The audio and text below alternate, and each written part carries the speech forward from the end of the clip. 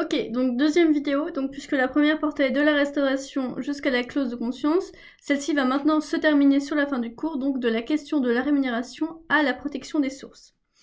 Alors, évidemment, un journaliste ne va pas gagner des ponts d'or dès le début. Il va devoir faire ses preuves, etc. Et surtout, le métier est assez bancal, c'est-à-dire qu'il peut très bien se faire licencier ou partir de lui-même. Donc il y a aussi des journalistes freelance qui existaient à l'époque. Donc freelance justement qui travaillent par eux-mêmes et en fait vont proposer leurs services à plusieurs services de presse. Donc, ils ne seront pas attachés à un seul service. Alors, un mois de salaire par année en cas de licenciement. Donc si vous avez travaillé 15 ans pour un magazine, vous allez avoir un petit pactole qui va vous tomber dessus.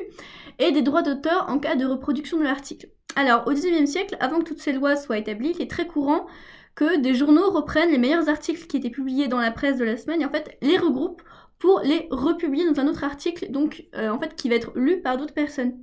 Sauf que ces gens ne versent absolument aucune royalties, entre guillemets, aux écrivains qui avaient justement fait l'article, qui était assez problématique justement puisque ces gens ne gagnaient absolument aucun intérêt et donc se faisaient totalement douiller là-dessus. On va maintenant parler donc du syndicat national des journalistes, qui a été créé en 1938, supprimé en 40 et majoritairement repris dans la profession depuis 1846. Donc en fait c'est un syndicat qui existe depuis très peu de temps et donc qui est par conséquent très récent. Donc en fait il négocie les rémunérations dans les entreprises de presse, donc justement pour que les journalistes ne se fassent pas avoir. Il obtient un statut pour les pigistes en 1974, donc aussi très récemment, et est créé pour faire respecter la déontologie. Puisqu'on peut se douter assez fortement que certains journalistes se fichent complètement de savoir si c'est de la calomnie, de la diffamation ou quoi que ce soit, et vont quand même écrire leur article dans le but de faire vendre du papier et donc de créer une sorte de buzz, et surtout de se faire connaître, donc en se fichant complètement des répercussions que ça peut avoir sur les personnes qu'ils ont taillées.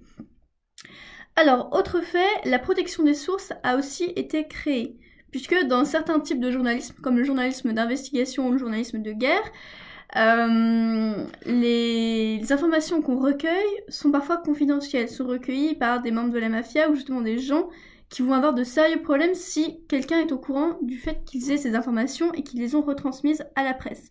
Puisque beaucoup de gens vont lire ces informations et donc eux risquent d'être fortement dans le pétrin. Alors du coup, la protection des sources a été établie en 1918, reprécisée en 1938, avant d'être justement totalement réécrite en 2011. Vous voyez qu'il y a justement un petit agencement assez régulièrement. Donc le sujet, c'est que la presse ne peut pas demander à un journaliste de livrer ses sources. C'est impossible pour elle, puisque justement, ça peut tuer littéralement le journalisme d'investigation et le journaliste avec. Et justement, cette loi, ce décret, a été validé par la Cour de justice européenne. Donc qui vous montre quand même que c'est allé très très loin. Et surtout, la question sur laquelle on va terminer donc cette vidéo, c'est comment distinguer la vraie diffamation, l'information fausse de la vraie. C'est ça qui est fondamental, c'est que les journalistes doivent recouper leurs sources entre elles, justement pour être sûr d'avoir l'information la plus vraie et justement à la source littéralement aussi. C'est très important de savoir exactement ce qu'on écrit et pourquoi on le fait.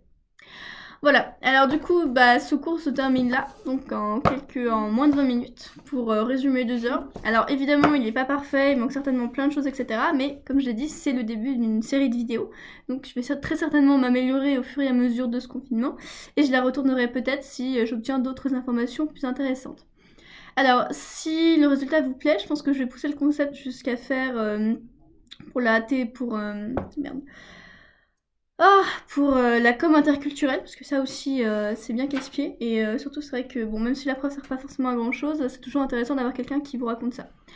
Voilà, écoutez, j'espère que ça vous a plu, donc j'attends vos retours, et puis à la semaine prochaine!